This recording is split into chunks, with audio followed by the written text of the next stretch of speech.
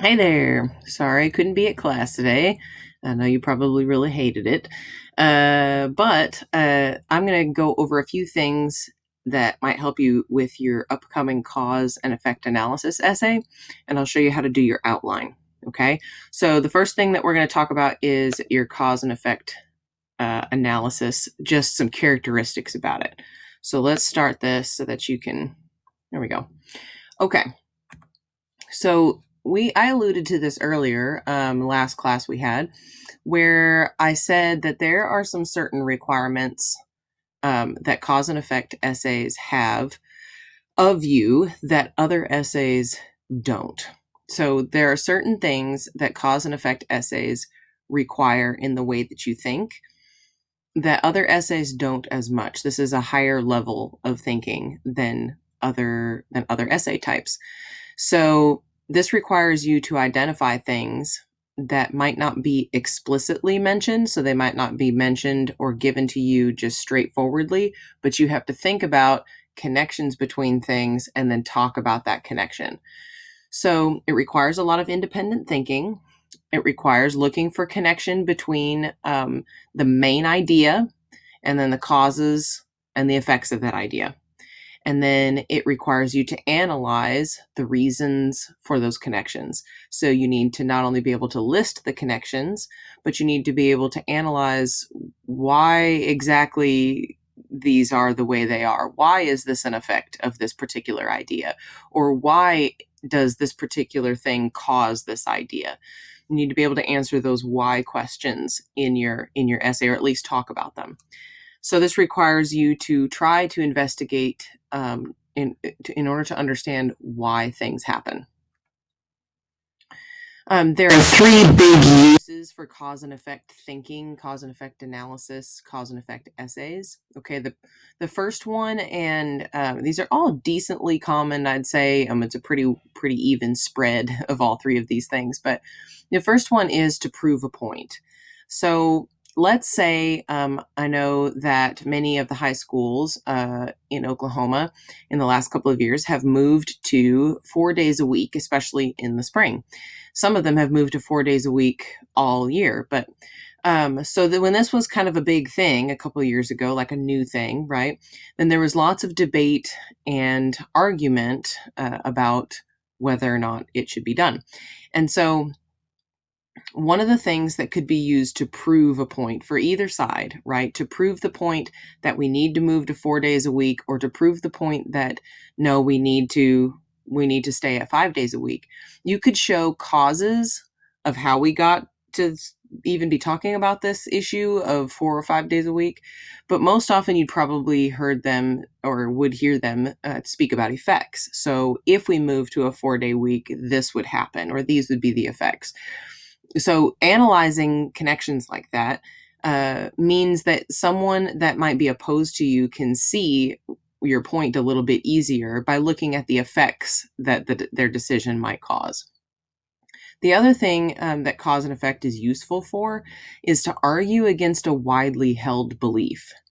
Beliefs that are held really widely are sometimes really reasonable and based on natural laws and common experience, like the force of gravity, for example, right?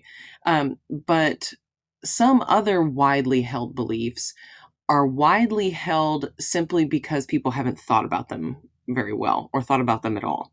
And I bet that you've encountered somebody in your family or in your just somewhere in your friends or circle at some point that when you've challenged them somehow on something they've thought, they might have responded with something like, well, I've always thought this way, or that's how we've always done things, or something like that.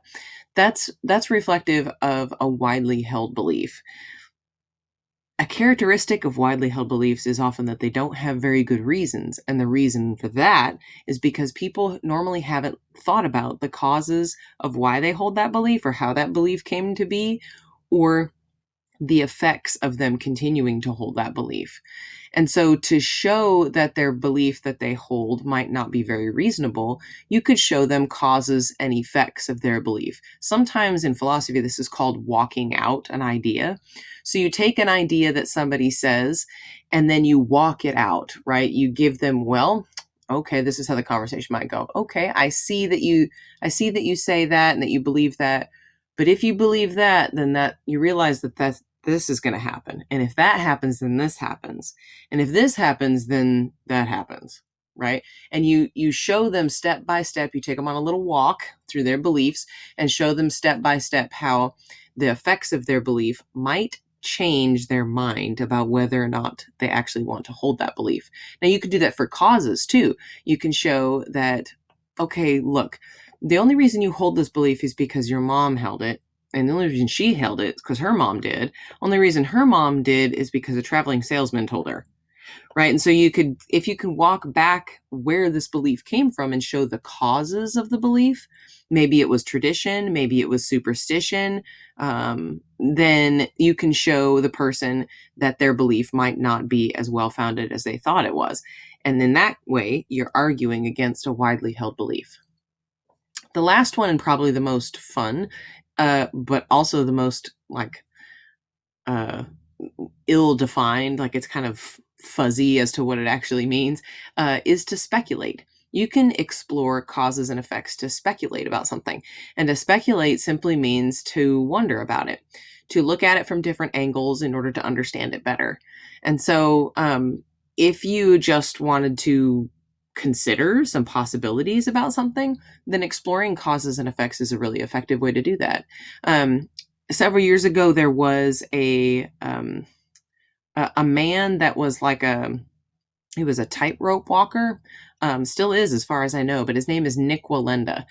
And he and his family are like generations back. This is what they do, right? They're acrobats and they perform on high wires, on tight ropes and high wires.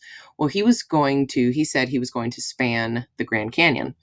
He was going to select 2 points and stretch a cable over top of it and walk across the Grand Canyon on a cable with just his feet walking across it.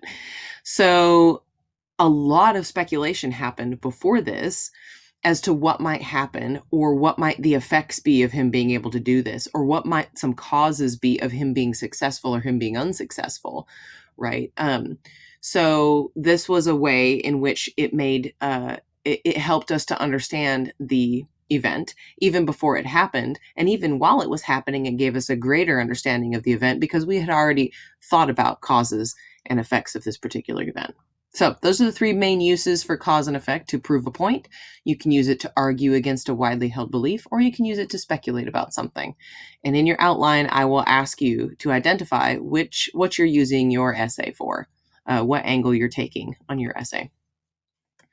The foundation of any cause and effect analysis, okay, is clear observation, accurate facts, and precise logic.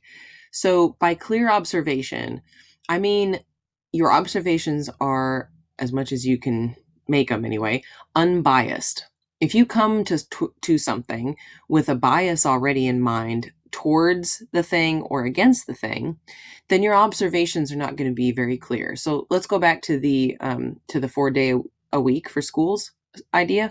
So if you come at that idea, as many people did, with the understanding, or you're already convinced that this would be a really good idea. I like this idea.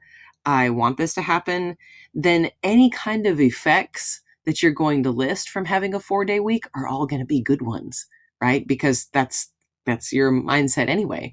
Now, that's not always bad, but when you do analyze causes and effects, you need to work hard to make sure that you list both sides, right? So not only do you need to list things that are in favor of your bias, but you need to acknowledge things that are not in favor of your bias as well. You can continue to hold an opinion, but you need to make sure to be unbiased in your examination, in your analysis. Make sure that your facts are accurate. This kind of goes along with the bias thing, but make sure that your facts are accurate. There's nothing less persuasive than a fact that you pass off as accurate when really it's just an over-exaggeration or an oversimplification. And then make sure that you use precise logic. So by logic, I mean logic is the rules of correct thinking. And so you need to think well about this. Don't commit any logical fallacies, which are errors in thinking, which we'll talk about here in a minute. Some characteristics. So in your essay, if your essay has these things, then you're probably in pretty good shape. So it needs to have a very clear thesis statement. I will also ask you to write one of these at the beginning of your outline. It needs to have a really narrow focus. I will ask you to narrow your focus by choosing either to focus on the effects or to focus on the causes, and then to list 3 of those on your prep for your outline. So you're going to select, I'm focusing on effects, I'm focusing on causes, and then you're going to list 3 effects or 3 causes if you've chosen causes. You do need to support with examples. You'll see on your outline how there needs to be, there is a space there for some examples or evidence, and then there's also a space for you to talk about or explain how exactly this cause or this effect is related to your main idea. And then he does use other modes like description and narrative as needed. In fact, most writing does. This one does especially. It uses all of the modes we've studied so far to its advantage. It does seek to give real causes and effects. Your opinion is welcome in these essays, and you should include them, but make sure that you support them with accurate facts and good examples. Okay, let's talk about fallacies just for a second. So fallacies are errors in logical thinking, and we're going to talk about this a lot when we get to argument essays, which is the next type of essay that we'll talk about. But this one, in this essay, there are a few that people tend to make specifically in a cause and effect analysis. So the first one is called post hoc ergo propter hoc. How's that for a name for you? And it literally translated means after this, therefore because of this. And this is when you get the causes and effects like mixed up, right? Backwards, kind of the cart before the horse type thing. So look at that first one there. An illustration of this fallacy would be the idea that we get up in the morning, but the morning doesn't come because we get up. If we were to say something like that, or perhaps if we were to say something like, okay, I'm here, now the party can start, when clearly the party has already started without you, right? Then that is an illustration of after this, therefore because of this. So I've arrived after the party has started. I've gotten up after morning has come. Therefore, the party has started because I arrived, or morning has come because I got up. So you see how that gets things backwards. The other one is, oversimplification. So this is where you sort of minimize, and people do this a lot when they're trying to make a point. They minimize the effect to just one cause, or they minimize the cause to just one effect. So the truth is that one effect can have many causes. So we do this a lot, like failing an exam, right? This is the effect, failing an exam or being late or losing a game. Like, let's take the losing a game scenario, right? This happens a lot when people go to sports games and then they talk afterwards about how their team lost and how the reason why they lost was because of that one call from the referee or umpire, when really there was probably more reasons why the game was lost. I mean, that may have been a factor, but they try to express their extreme displeasure with the game officials by showing, or by claiming that the only reason why they lost was because of that official's call. We see that that's really not the case in reality. And when you do that, when you oversimplify and say, yeah, there's only one cause for this effect, and that's the referees because they're terrible, that's oversimplifying something.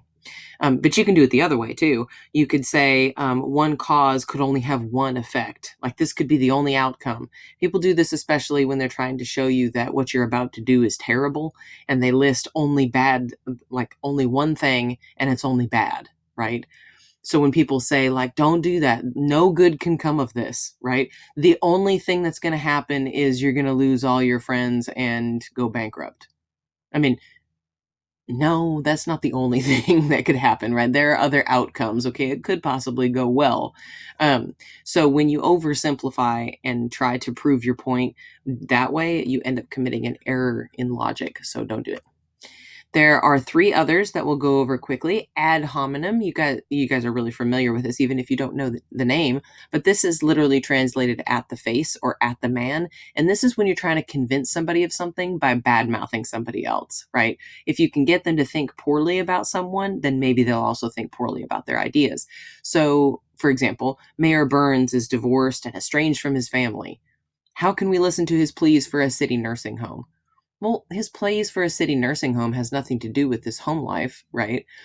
But the point is that if I can get you to think poorly about Mayor Burns, then maybe you won't like his ideas either. It's sneaky, but it's not good thinking. It's not good thinking. The bandwagon fallacy. Your parents probably use this all the time, right? When you said something like, everyone else is going camping overnight without chaperones, and your parent said, if everyone else jumps off a cliff, would you do that too? Right? Everyone else has this new device. Everyone else is watching this movie. Well, with everyone, decided to go get drunk, would you do that too? Right? This is the bandwagon fallacy. This is the fallacy that says that everyone is doing it, therefore I should do it too. So don't try to appeal to that in your paper. Don't say, well, this is what everybody thinks, so it must be right, because that's not necessarily true. And then the final one is called a slippery slope. This is where you start off bad. You start off with something you don't want to happen, and then you show sort of how all of the results, all of the effects from that will be bad and will end up in a state that nobody wants to be in. So you're trying to see how, if this happens, it will inevitably lead to something that nobody wants. So, for example, if we pass laws against fully automatic weapons, it won't be long before we pass laws on all weapons, and then we'll begin to restrict other rights, and finally we'll end up living in a communist state, and so therefore we should not ban fully automatic weapons. So clearly that's not necessarily going to happen if we pass laws against fully automatic weapons. It's not going to end up, it's not like a for sure thing that we're going to end up living in a communist state. So, but it's kind of like a scare tactic. The person that wants to argue against this is trying to show you unsuccessfully that this decision will have horrible results. And it makes it sound like this is the only way it's going to go if this decision is made. Okay, so that is your introduction to cause and effect analysis. Let me bring up your cause and effect outline real quick and show you how that's going to go. So you need to start with this prep part up here, and then you'll notice that from the thesis statement on is pretty similar to your example outline that you did last time. So the prep I want you to do is meant to help you focus in and narrow your topic. Okay. Now remember, your topic is already given to you in the example essay assignment. Okay. I'm sorry, cause and effect analysis assignment in the folder. So go look at the topic, and then come back here to the outline and decide whether or not you're focusing on the causes of your field and job disappearing or the effects of your field or job disappearing, which you gotta pick one. Okay, so circle that one and then list those. Okay, list the three biggest ones or the ones that come to your mind first. Then consider, are you going to write this essay? What are you going to write this essay with what in mind? Are you going to argue against a widely held belief? If so, about your field? If so, then fill out what that widely held belief is here. If you're going to prove a point, then tell me what that point is here. If you're going to speculate about this particular phenomenon about your field or job leaving or disappearing or being underfunded or whatever, then that's what you need to write down here. You're going to speculate about it. Okay, then you're going to construct a thesis statement. Remember, your thesis statement needs to be clear. It needs to communicate your topic, your angle on your topic, and then your subtopics. Okay, And then proceed through the outline like you did for the last one. So take your first subtopic. So that's going to be probably this one, right? Take your first subtopic, which is going to be your first cause or your first effect, whichever one you've chosen, and write a sentence. This is going to be the first sentence of this paragraph. Okay, so write it in sentence form. Then give me some examples and evidence that support your subtopic. So explain it to me, give me an example, tell me a story, give me a definition, right? Give me more information that's going to help me understand this statement you just made. Then from here, explain how your main idea brought about this effect, or explain how exactly this cause brought about your main idea, right? So explain this to me, like talk about it, walk me through it, right? Tell me how we got here. Okay, so you have an effect. Tell me exactly how we got that effect.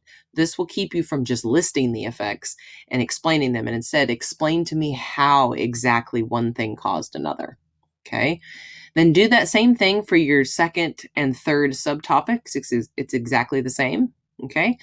And then I added this because I want to be able for you to be able to kind of finish out your essay well. So after you finish with your 3 subtopics, I want you to write down the first sentence of your conclusion. That will help get you started when you write your conclusion. Okay. So this is your outline. Make sure that you ask me if you have any questions, and be sure to follow the instructions that I'll give you along with this video on what is going to be due for next class. I hope you guys had a good day off, and I will see you on Tuesday.